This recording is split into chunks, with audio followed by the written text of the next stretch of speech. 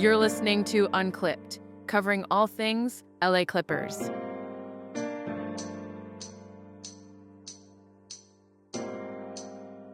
A brand new season of LA Clippers basketball means a brand new show.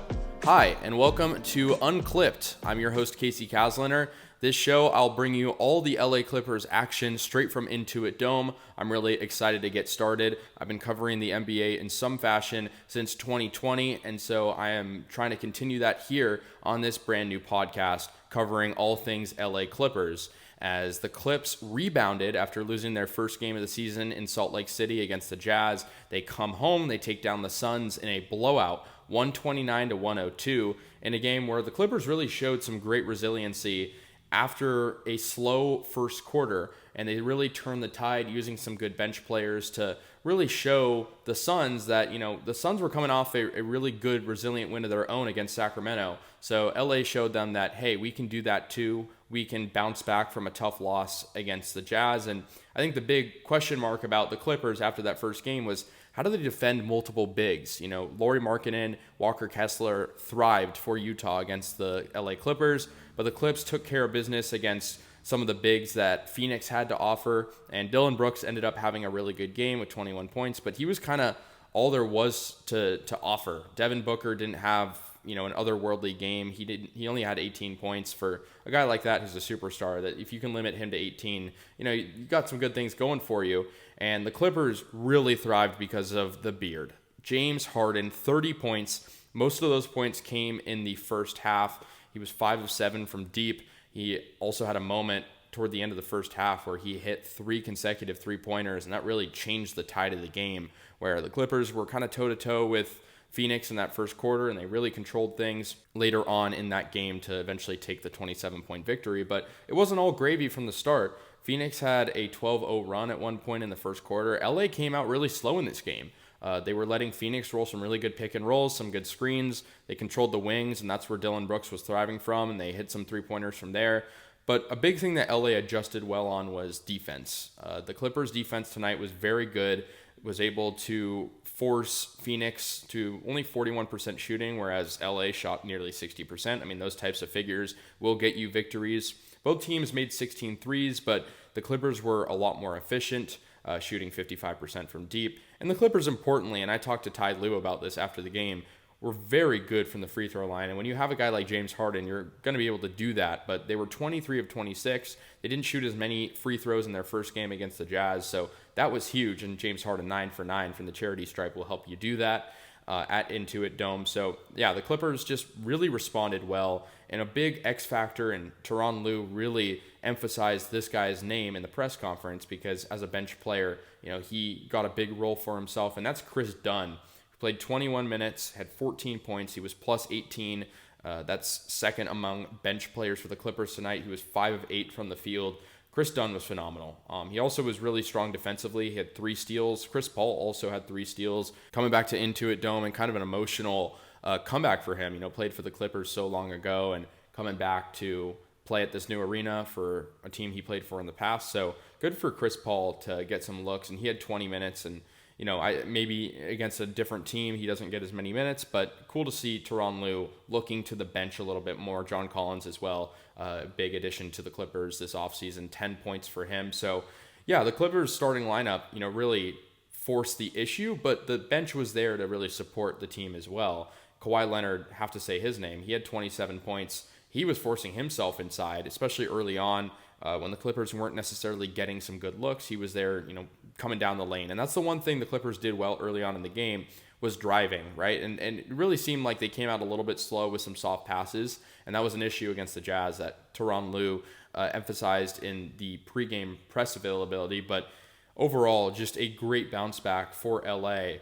One interesting storyline that did come up in the press conference after the game that, maybe isn't super relevant to the result tonight, but Bogdan Bogdanovic did not play for LA in the first 2 games. And when asked about it, head coach Ty Lue said, it was just about communication. And he said that Bogdanovic received the news well, but that's just something they're going with. So that's a storyline to look at. We know that Bogey was, a pretty big name for LA last year, a guy who kind of stepped onto the scene and thrived when he came. And so, something to look at for sure. But overall, I think big thing for LA is you're playing a Phoenix Suns team that is kind of in an identity crisis right now. They lost Kevin Durant. Of course, Bradley Beal playing him in a Clippers uniform after coming over from the Suns. So that was kind of an interesting storyline as well.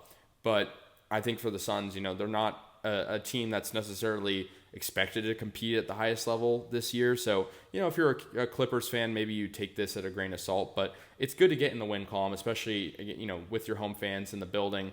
And the Clippers know that, this division, this conference is so competitive. The West is so hard to compete in. Wins like this are for the taking, and, you got to take them. And the Clippers will play the Portland Trailblazers next. They're coming off a big win over the Golden State Warriors, and Clippers actually have the luxury of not having to leave California for quite some time. They'll go to Golden State and then come back for 3 more home games and then play Phoenix at their place. So, a lot of local trips or just staying home for the Clippers, that's going to help. And, I think, too, with a lot of older guys in the roster, I think the biggest thing is depth for the Clippers because, a guy like James Harden, Kawhi Leonard, guys who are on the older end like that, aren't necessarily going to be able to put in, a full 30 plus minutes every single night. And so it was good for them to kind of have the opportunity to ease back a little bit when the Clippers led for a good chunk of this game. And defensively, I can't tell you how much the Clippers improved after that first quarter or so, maybe the first 10 minutes of the game. LA had 5 blocks. You could thank Brook Lopez for that. He actually sat for quite some time, eventually came back. It looked like he was maybe attending to a wound possibly, or maybe some cramping because he was on the bike with the trainer. But he came back. He helped the defense as well. John Collins helped the defense. And a big stat that stands out for me is 26 fast break points for the LA Clippers tonight compared to Phoenix's 7. I mean, that just shows the fast tempo offense that LA was able to run compared to the first game where they looked like they were slower. They looked like they were an older team, and that just wasn't necessarily the case tonight. I mean, 52 points in the paint for the Clippers as well. They really dominated most categories. They stayed pretty disciplined in this game as well, led by 32 points at one point. And, I think at the end of the day, if you're the Clippers, you have a roster that maybe a lot of people look at and say, hey, this is an older roster. It's going to be hard to get a ton of bandwidth out of these guys, but you do gain experience from that. And I think, in a game like this where, maybe you can look at it like, in the NBA, the leads are just so unsafe all the time. A lot of teams, who lead by a lot in the first quarter are bound to kind of give that up as the game goes on. But a team like the Clippers has so much experience, and you could tell tonight that being able to keep this lead at 20 plus points for a good chunk of the game was something that came from the veteran experience that this, team had. So it was really cool to see that. Also kind of cool to see some of the younger guys get involved. Yannick Koen-Niederhauser got in the game for 5 minutes. I mean, that's not a whole lot of time, but cool to see, rookie play. Kobe Brown, Kobe Sanders also got in, Cam Christie. I mean, the Clippers had an opportunity to kind of let themselves roll with the punches after that first quarter. That wasn't ideal. Go out and perform at the highest level. Clippers' best quarter was easily that second quarter where they go into halftime leading by double digits after, trailing a bit in the first quarter, and just really stood out when it was all said and done after that first frame. I thought Derrick Jones Jr. had a really good game as well. He's in a unique position where, he's, seeing all these veterans come in, and he's only 28 years old, surrounded by guys in their 30s in the starting lineup. He's 6 for 6 from the field. He's 5 for 5 from beyond the arc. I mean, that's just phenomenal. 17 points for him. I mentioned all the other guys in double figures. He was a big part of that early surge, in the first half for LA. So I think Derrick Jones Jr. was very impressive in this game. And you look at, just getting to the free throw line and slowing the game down is so important in the NBA, especially for a team like the Clippers that, looks sometimes slower in games. If you can slow the game down and play it at your own pace, that's huge. And one other thing that really stood out to me is, James Harden, you can talk about his great performance tonight. And in that first game against the Utah Jazz, he was more of a facilitator. He was, 15-point game. He had a double-double with 11 assists, good double-double for him. But it really felt like he was really going to show his second side of himself tonight. And he proved that early on in the game. And I actually asked Tyronn Lue about that in the press conference, and he said, being able to see those both sides of James Harden just, gives you so much confidence. And I think that's a very true statement for a guy who's kind of known to be so dominant with the ball. For him to go from a double-double night against Utah to putting up 30 against Phoenix, a couple nights later, that's huge. And I think we'll continue to see that growth from James Harden. And it's almost funny to say growth for a guy who's 36 years old, but I think that's a true statement for a guy who's, leading this team and trying to get them to where they want to be. Don't look now, but Ivica Zubac is leading the Clippers in points per game with 19. Had a really good first game, and he, of course, is a guy you're going to look to defensively, and I think he was a big part of that tonight and kind of turning the tide in that regard.